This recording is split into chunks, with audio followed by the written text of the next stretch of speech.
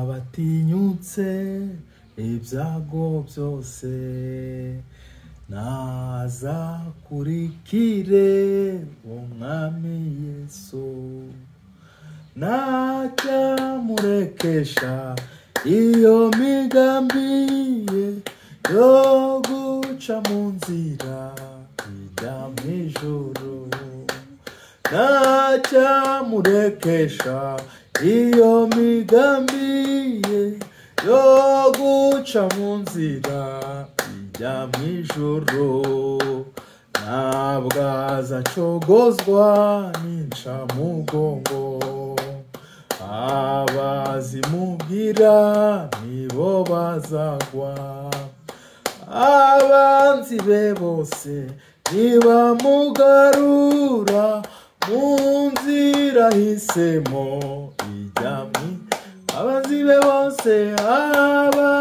be bose nibamugarura mu nzira hisemo ijya mu ijuru abanzi be bose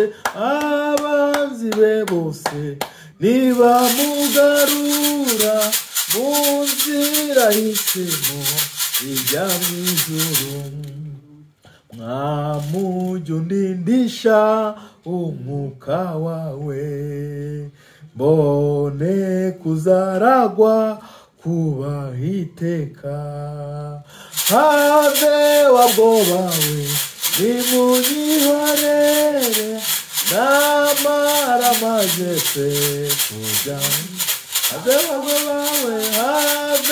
wabwobawe nimunyihorere namara majese have wabwobawe namara majese kujya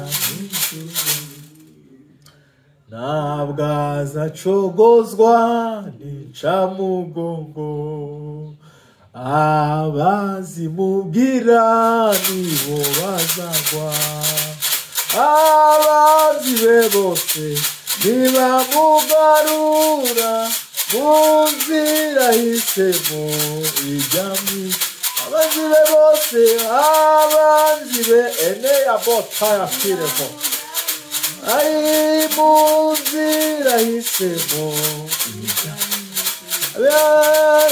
abanzi be bose nibamugarura mu nzira hisemo ijya have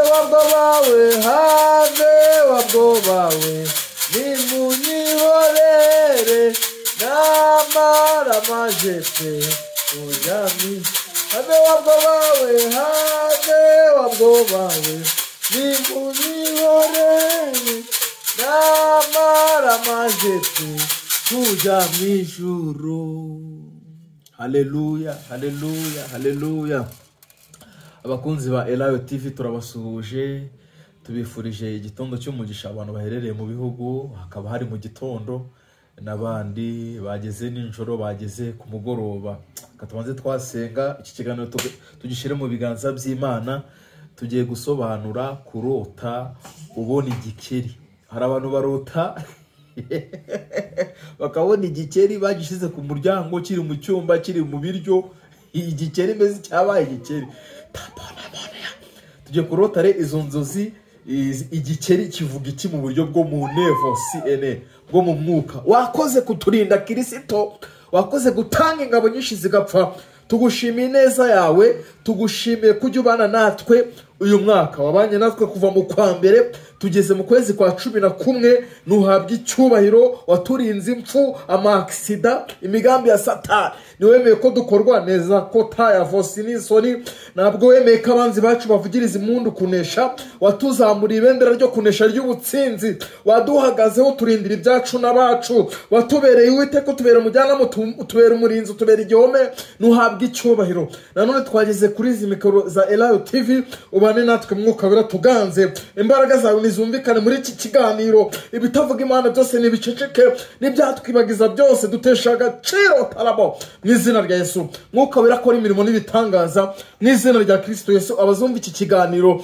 kizabagirira umumaro wera mu izina rya Kristo amen. Tugiye kurota, tugiye gusobanurana ko kurota abantu barota igikeri. Igikeri ni ibintu bibi cyane kabi.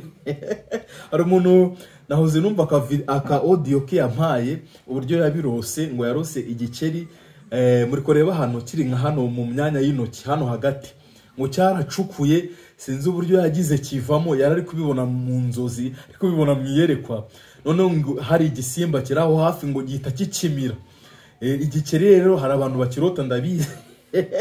Ukarota cyaje mu biryo byawe cyaje ku muryango kiri munsi y'igitanda ukakirota cyangwa uri kubona kiri kugutumbira hari n'abarota bari kubiruka. Igikeri kivuga iki mu buryo bwo mu mwuka?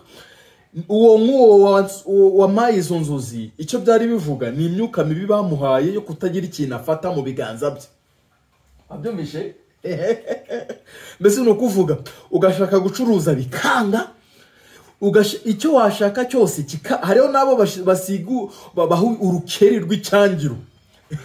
Ugasanga uri umukobwa ugeze cyagiye cyo kuba bakubaza izina ariko kubera bagukubiza imyuka mibi yari ukuntu abashidodi cyangwa abantu barozi nabo biza indi mayeri nabwo bakiroga mu biryo icyango baroge boya bagukubita mu myuka yabo bakakubita umwuka w'icyangiro w'igikeri abantu bakaza bakureba bakabona ufite ubushusho rubi kandi nta kibazo cyawe mu buryo busanzwe. Wabyumvize mbese Satani akagushiraho icyangiro kubera ibyo bakuroza imyuka mibi bagiye bagushiraho. Iyo umaze rero kubibona ibyo bintu urasenga. Uwo muntu rero yarafite izo mbaraga z'umwanzi bamwohereje zo kutagira ikintu akora. Niba ucuruje bikanga umva wacuruza agataro wajya muri boutique wajya wacuruza ibirayi byose bikanga. Iyo ni imyuka mibi y'inyatsi yo kutagira ikintu ufatisha. Mbese umva hari rero n'uwo basiga umwuka w'igikeri w'icyangiro waba ugeze nk'igihe cyo kubaka umva uwambere akaza mbese ugasanga urambagizwa na bamwe baba bashaka kugusambanya gusa bamwe bavuga ingingo ugasanga wapi nta kigenda cyangwa ugasanga urarambagizwa wagera cya gihe cyo kuba wajya kwinjira mu bukwe nyirizina none bigapfa.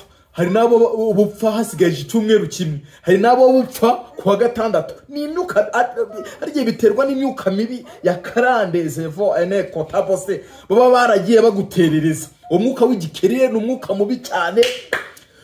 Wowe urota uri kubiruka ibyo ni sawa Imana ibiri kugukuramo iyo myuka watewe wenda na karandezi wanyu cyangwa nibyo bakuruze ariko kurota kiri mu safuriya kiri munsi y'igitanda ukabona kiri ku buzima bwawe nk'uwo warose kiri mu ntoki cyangwa ukabona kiri kuza kigusanga ujye ufata amasengesho kubitaba dayimoni wiyirize nk'ubusa wirukana uwo mwuka w'igikeri uri ku buzima bwawe. Urakoze Kristo muri iki kiganiro tugushimiye ko ubanye natwe nuhabwa icyubahiro ugerekereshe umwuka wera n'izina rya Kristo Yesu amen.